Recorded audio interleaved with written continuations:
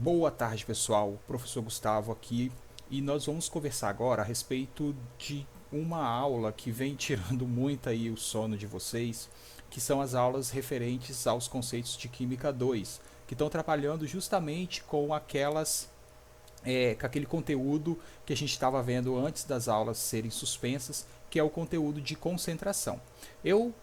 Preparei uma lista de atividades para vocês, disponibilizei lá por meio dos canais de comunicação.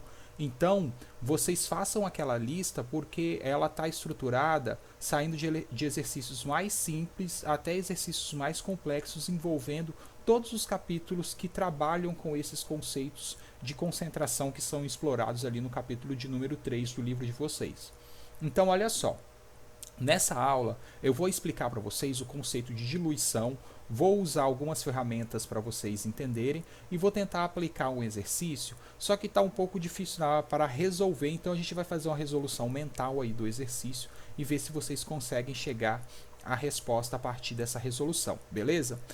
Eu vou disponibilizar depois, em um outro momento, uma aula só de resolução de exercícios, assim que eu conseguir encontrar um local ideal para fazer isso, beleza? Por enquanto, vamos tentar aplicar os conceitos que a gente vai ver nessa aula para resolver algumas atividades e a gente vai tirando as dúvidas aí, vocês vão me procurando e tirando as dúvidas conforme elas forem surgindo, beleza?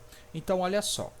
Nós sabemos que quando nós preparamos uma solução, nós temos aí algumas características que vão ser referentes a esse tipo de sistema que a gente está criando. Ou seja, quando a gente faz uma mistura de água e sal, por exemplo, essa mistura, essa solução, ela vai ter características próprias, seja nas suas propriedades físicas, e também vai apresentar na sua estrutura, né, no seu contexto, o que a gente chama de concentração. As concentrações que a gente viu de uma solução, elas são relações que acontecem aí entre a massa ou a quantidade de matéria do soluto e a quantidade de solução ali que foi produzida naquele local ou naquele recipiente. Uma das características muito importantes em relação às soluções é que depois de preparada uma determinada solução com uma determinada concentração, a gente pode fazer processos chamados de diluição. O que são esses processos chamados de diluição? Esses processos ou esse processo, ele consiste na adição de um determinado volume de solvente a uma solução já existente. Então vamos lá. Imagine que eu tenha um copo de café e eu vou querer diluir a concentração de cafeína que existe ali no meu copo de café. O que eu posso fazer? Eu posso adicionar a este copo de café um solvente, ou seja, eu posso adicionar mais água, por exemplo, diminuindo assim a concentração de cafeína, deixando o que a gente conhece aí, que normalmente a gente chama de mais fraco, tá bom? Então, a diluição ela consiste nisso, num processo de adição de um solvente a uma solução já formada, já existente, fazendo com que assim ocorra uma variação em algumas das suas características. De forma mais técnica, isso é muito importante, nós podemos definir a diluição como sendo a adição de um solvente a uma solução cujo soluto é não volátil. Veja que eu deixei marcado aqui e vou propor uma atividade para vocês, para que vocês possam me passar depois, eu vou enviar o link, para que vocês possam me passar depois conceito de volatilidade, né? O que é ser não volátil? Então a gente vai fazer uma atividade referente a esse conceito aí, só para que vocês tenham ciência do que se trata, ok? Então, essa é uma técnica muito comum empregada em laboratórios para diluir soluções já existentes e assim fazer vários e vários outros sistemas para poder serem estudados, beleza? Então, olha só, o que é importante que vocês saibam para poder fazer bem os cálculos de diluição? Primeiro, o cálculo de número de mols, aquele velho cálculo. Às vezes as concentrações elas trabalham com quantidade de matéria ou número de mols. Então é importante que você saiba obter o número de mols em muitos casos para poder resolver algumas situações envolvendo diluição. Segundo, conhecer as unidades de medida de massa e volume. é muito importante saber converter as unidades de massa, as unidades de volume, porque elas que vão ser os nossos mecanismos de transformação e também muitas vezes de obtenção do número de mols, ok? As unidades de medida de concentração no sistema internacional, isso também é muito importante. Então, por exemplo, para a concentração comum grama por litro, para a concentração em quantidade de matéria, ou molar, mol por litro, e assim sucessivamente, conforme for a concentração estudada, ok? E outros conceitos que podem depender aí dos exercícios, como, por exemplo, calcular a massa em quantidade de matéria, que é justamente a massa molar, que muitas vezes é utilizada para obter o número de mols, ok? Então fiquem atentos a esses conceitos aqui, que eles são conceitos assim básicos para que vocês consigam fazer os exercícios. Muitas vezes vocês vão fazer ele de forma muito espontânea, mas pode ser que alguns exercícios mais complexos envolvam todas essas questões aí e de uma maneira geral é legal ficar atento a elas, ok? Então olha só, quais são as principais características de um sistema diluído? As soluções diluídas, elas apresentam mudanças em suas concentrações uma vez que nós aumentamos o volume do sistema, ok? Então, toda vez que a gente vai diluir, a gente vai adicionar solvente a uma solução. Então, essa solução ela já tem uma concentração e essa concentração está relacionada ao volume que já estava previamente existente nela. Então, quando eu adiciono mais uma determinada quantidade de solvente, eu faço com que a concentração ou a quantidade da solução aumente e por isso a sua concentração varie. Uma coisa muito importante em relação à diluição é que tanto a quantidade de matéria, ou seja, o número de mols, quanto a massa do soluto, independente do contexto, ela vai se manter constante, ou seja, não é porque eu adicionei a uma solução uma quantidade de solvente que o número de mols ou a massa do soluto que foi utilizada para preparar aquela solução, ela foi alterada. Muito pelo contrário, tanto a quantidade de matéria quanto a massa do soluto se mantém constante. E por isso é que nós podemos chegar à seguinte expressão matemática que eu vou falar logo mais. Então veja bem, ó, um modelo. Eu tenho uma solução inicial, então nela eu tenho uma concentração inicial e um volume inicial. Adiciono a essa solução uma quantidade de solvente, ou seja, estou fazendo o processo de diluição. Depois de diluída, ocorre o aumento da massa da solução. A massa do soluto, veja lá, ó, o número de partículas que existiam continuam a mesma, permanece constante. Então aqui, essa solução aqui, a gente tem uma concentração final e um volume final. E a partir daí a gente consegue chegar na equação matemática, sabendo que concentração, seja ela em quantidade de matéria, seja ela a concentração comum, aqui eu usei a concentração comum, mas o raciocínio é o mesmo para o cálculo de soluções com concentração em quantidade de matéria, beleza? Então olha só, concentração comum é a massa em gramas dividido pelo volume em litros, pelo volume da solução em litros. Então, se a gente tem uma solução inicial, uma concentração inicial, então a gente tem uma concentração inicial, ali a gente tem uma massa inicial de soluto e um volume inicial de solução. Depois de feito o processo de diluição, a gente tem uma solução final. Então, nela nós vamos ter uma concentração final, uma massa de soluto final e um volume de solução final. Como sabemos que a massa ou a quantidade de matéria do soluto permanece constante, nós podemos dizer que a massa inicial do soluto é igual à massa final, né? Afinal, elas permanecem constantes. E por isso a gente chega na equação para cálculo de volume, para o cálculo de concentração de soluções diluídas, que me diz que a concentração inicial vezes o volume inicial, né? A massa inicial do soluto, é igual à concentração final vezes o volume final da solução, aqui, ó, que se refere à massa final do soluto. Beleza? Então aqui um modelo, tá? Que vai nos dar aí uma ideia sobre essa questão de diluição. Então veja bem, esse modelo ele é ele está aqui no site do FET Colorado. Aqui é um site que tem várias simulações, tem simulação de física, biologia, matemática, tem uma série de simulações. Algumas você tem que fazer o download em Java, essas que tem esse símbolo, outras você pode executar diretamente no navegador, essas que tem esse símbolozinho aqui. Então eu vou executar essas relacionadas à concentração, só para que a gente possa ter uma ideia de como que funciona.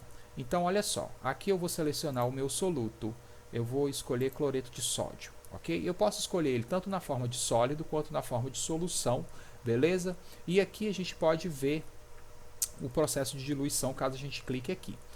Esse mecanismo aqui me fornece a concentração da minha solução. Então veja lá, aqui eu tenho meio litro de um solvente, eu posso chamar de água, vou chamar mais um solvente, e não temos concentração nenhuma, não temos nenhuma interação entre o sal e o soluto e o solvente que vão ser utilizados aqui para produzir a nossa solução. Então vamos lá, eu vou adicionar uma certa quantidade de sal.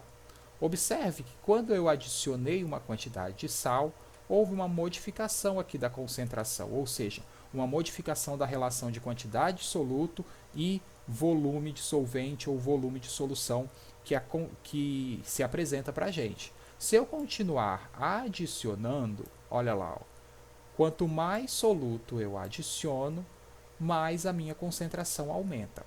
É claro que se chegar a um determinado momento, olha só, vou adicionar o meu soluto, vou adicionar, vai adicionar, a concentração aumenta, então veja lá que o sal de cozinha ele é uma substância bem solúvel em um certo volume de água. Desculpa. Aí, chegou a um ponto, olha só. Chegou a um determinado ponto que perceba que aqui embaixo apareceram algumas partículas.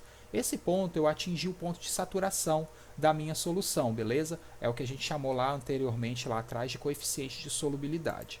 Então veja bem, vou dar um reset, vou adicionar aqui de novo cloreto de sódio, vou mexer aqui, vou adicionar uma concentração qualquer. Descubram! Então veja bem, olha a massa da minha, a minha concentração de solução quando eu adicionei uma massa aleatória aí de sal de cozinha. Vou deixar um desafio aqui para vocês. Descubram qual foi a massa de sal de cozinha que eu utilizei para conseguir uma concentração de 1,250 mol por litro. Efetue o cálculo para mim aí. Qual foi a massa? Quantos grãos? Qual foi a massa de sal de cozinha que caiu aqui na minha quantidade de água, né, de solvente, que me permitiu produzir essa solução aqui de 1,250 mol por litro? Calculem para mim aí em casa. Agora observe o seguinte. Observe que eu vou fazer o processo de diluição e observe o que vai acontecer com a concentração agora da minha solução. Vou adicionar solvente. Olha lá, a adição de solvente a uma solução previamente já elaborada com uma sua concentração e com seu volume inicial, a adição de solvente provoca uma diminuição da concentração, ok? E essa diminuição ela é provocada justamente por essa adição, ok? Então veja bem, aqui nesse simulador a gente pode fazer algumas simulações referentes à concentração de soluções, né? Fica aquele desafio que eu fiz anteriormente, qual foi a massa de sal de cozinha que eu utilizei para produzir uma solução de concentração de 1,250 mol por litro, ok? E agora, então olha só, agora eu vou mostrar para vocês como que se resolve um cálculo de uma diluição quando a gente observa isso nos exercícios, ok? Vou dar um zoom aqui na página, vou utilizar o exercício resolvido e depois vou preparar uma aula resolvendo algumas atividades ali para a sala e algumas atividades propostas. Então observe o seguinte, ó, adicionando-se 9 litros, lembre-se de coletar os dados, 9 litros volume de água a 1 litro de solução aquosa de HCl. Então veja bem, ele tinha uma solução aquosa de HCl com 1 litro e adicionou a esta solução 9 litros de água. Essa solução de 1 litro tinha uma concentração de 0,1 mol por litro. E ele pergunta, qual a concentração em mol por litro da solução diluída? Então, olha só, Como a gente tem a concentração em mol por litro, a gente tem a concentração molar ou a concentração em quantidade de matéria. Então fiquem atentos que o que vai variar para aquela equação que eu mostrei ali nos slides é simplesmente a variável que representa essa concentração e também o que ela significa, evidentemente. Tá? Então veja bem, como nós tínhamos uma solução com 1 litro já de HCl, né, uma solução aquosa de HCl com um volume de 1 litro, ao adicionar os 9 litros, eu formei uma solução diluída, aqui que ele chama de V2, de 10 litros. Então, quando eu faço esse processo de diluição, lembrem-se que os volumes, o volume final, ele é uma soma aí do volume que eu tinha no início e o volume que depois foi adicionado ali no processo de diluição, beleza? Isso quando não for dado, tá? Às vezes, muitas vezes o exercício ele já traz o volume final, o volume inicial, pede para você calcular a concentração. Então, às vezes, quando não for dado esse volume, você fique atento que pode ser uma soma dos volumes aí que ele está adicionando de solvente e o volume da solução que já estava ali preparada, tá? Então a gente joga para a equação, ó. Se eu tenho o Mzão, que significa concentração inicial igual a 0,1 mol por litro, nós temos no volume inicial 1 litro igual a concentração final, que a gente não sabe, que é justamente o que ele quer, vezes 10 litros, que é o volume final lá, que foi a soma dos 9 que eu usei para diluir e o 1 que já existia da solução. Então, resolvendo a expressão, a gente tem uma resposta aí, ó, que a concentração final ela ficou de 0,01 mol por litro, ok? Então, em relação à diluição, é aquilo que a gente vem conversando já na sala de aula.